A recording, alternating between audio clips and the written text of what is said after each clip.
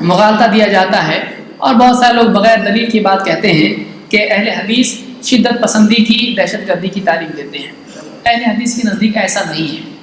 اہل حدیث امن پسند ہیں، اہل حدیث کے نزدیک انسانی جان کا احترام ہے، اہل حدیث کے نزدیک فساد بری چیز ہے۔ زمین میں بگاڑ اور فساد اور خوریزی اور اس طرح کی جتنی بھی چیزیں ہیں، ظلم اور اس طرح کے تمام معاملات اہل حدیث کے نزدیک برے ہیں۔ کئی مرتبہ اہل حدیث کے پلیٹ فارم سے بات کہی جا چکی ہے، بلکہ سب سے پہلے ان چیزوں کی تردید کرنے والے بھی اہل حدیث تھے۔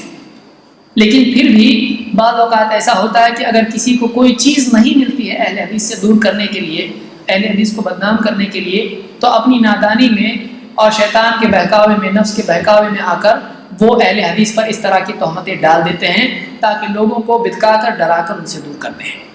اہل حدیث کے نزدیک شدت پسندی اور اہل حدیث کے نزدیک جس کو آج ٹیررزم کہا جاتا ہے، دہشت گردی کہا جاتا ہے، یہ جائز نہیں ہے۔ اس طرح کی چیز جائز نہیں ہے۔ شدت پسندی نہ دین میں اچھی ہے نہ دنیا میں اچھی ہے۔ اللہ کے نبی صلی اللہ علیہ وسلم کی حدیث، مشہور حدیث ہے، آپ نے فرمایا ہلک المتنطعون، اور ایک روایت میں الفاظ ہلک المتشددون، دونوں الفاظ سے روایت آئی ہے۔ آپ نے فرمایا تشدد کرنے والے ہلاک ہو گئے، تنطع کرنے والے ہلاک ہو گئے۔ تو تشدد ایک انسان کو مصیبت ہی میں مبتلا کرتا ہے۔ دین میں میانہ روی اختیار کرنا چاہیے، ایسی راہ اختیار کرنی چاہیے جو خود اللہ کے نبی صلی اللہ علیہ وسلم نے اختیار کی، جس میں غلو اور تقصیر دونوں نہیں ہے، جس میں نہ حد پار کرنا ہے نہ مطلوب سے کم کرنا ہے، بلکہ جتنا اللہ کو مطلوب ہے اتنا ہی آدمی کرے۔ اس سلسلے میں اللہ تعالیٰ نے قرآن کریم میں خود اس بات سے منع کیا ہے کہ آدمی زمین میں فساد کرے۔ اللہ نے فرمایا وَلَا تَبْغِ الْفَسَادَ فِي الْأَرْضِ إِنَّ اللَّهَ لَا يُحِبُّ الْمُفْسِدِينَ، زمین میں فساد کی ٹوہ میں نہ رہے، فساد کی کوشش میں نہ لگا رہے، زمین میں فساد پیدا نہ کر، نہ عقیدے کے اعتبار سے، نہ عمل کے اعتبار سے، نہ جان و مال کے اعتبار سے، ہر قسم کے فساد کو اللہ نے منع کیا ہے۔ وَلَا تَبْغِ الْفَسَادَ فِي الْأَرْضِ، زمین میں فساد کی تلاش میں نہ رہے۔ إِنَّ اللَّهَ لَا يُحِبُّ الْمُفْسِدِينَ، اللہ تعالیٰ مفسدین کو پسند نہیں کرتا ہے۔ فساد اللہ کے نزدیک پسندیدہ چیز نہیں ہے۔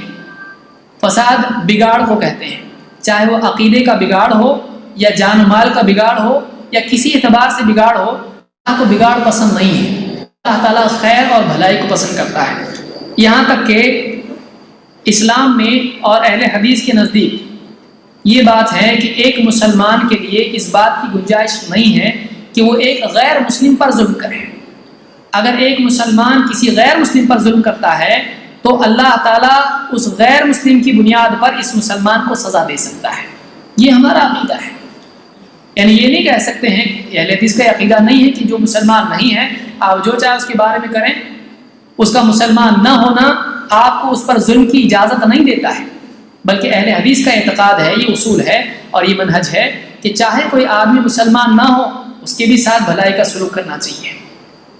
اس سلسلے میں اللہ کے نبی صلی اللہ علیہ وسلم کی حدیث ہمارے لیے رہبری دیتی ہے۔ آپ نے فرمایا اتقوا دعوت المظلوم، مظلوم کی بد دعا سے بچ، مظلوم کی فریاد سے بچ، وَإِن كَانَ كَافِرًا، چاہے وہ اسلام کا انکار کرنے والا کیوں نہ ہو، چاہے وہ کافر کیوں نہ ہو۔ اتقوا دعوت المظلوم، مظلوم کی بد دعا سے بچو، چاہے وہ غیر مسلم کافر اسلام کا نہ ماننے والا کیوں نہ ہو۔ فَإِنَّهُ لَيْسَ دُونَهَا حجاب، اس لیے کہ اللہ اور اس کے بیچ میں کوئی حجاب نہیں ہوتا ہے۔ یعنی وہ جب بد دعا کرتا ہے، مسلمان کے خلاف اللہ کو پکارتا ہے، تو اللہ تعالیٰ اس کی دعا کو قبول کرتا ہے اور اس کی دعا کی بنیاد پر مسلمان کی پکڑ ہو سکتی ہے۔ یہ عقیدہ اسلام کا ہے۔ یہ بات اللہ کے نبی صلی اللہ علیہ وسلم کی حدیث سے ہم کو ملتی ہے۔ اس کو امام احمد نے اور امام ابو یعلا نے اپنے مسند میں ذکر کیا ہے، اور شیخ الالبانی نے صحیح الجامع الصغیر میں اس کو حسن کہا ہے۔ تو یہاں پر یہ بات بتائی گئی ہے کہ غیر مسلموں سے بھی ظلم کا سلوک نہیں کیا جا سکتا ہے، اور اسلام میں جان کا احترام ہے۔ اگر واقعی ایسا ہوتا تو اللہ کے نبی صلی اللہ علیہ وسلم کے زمانے میں جب فتوحات ہوئیں تو اسلامی حکومت میں ایک بھی غیر مسلم باقی نہیں رہتا، سب کو قتل کر دیا جاتا۔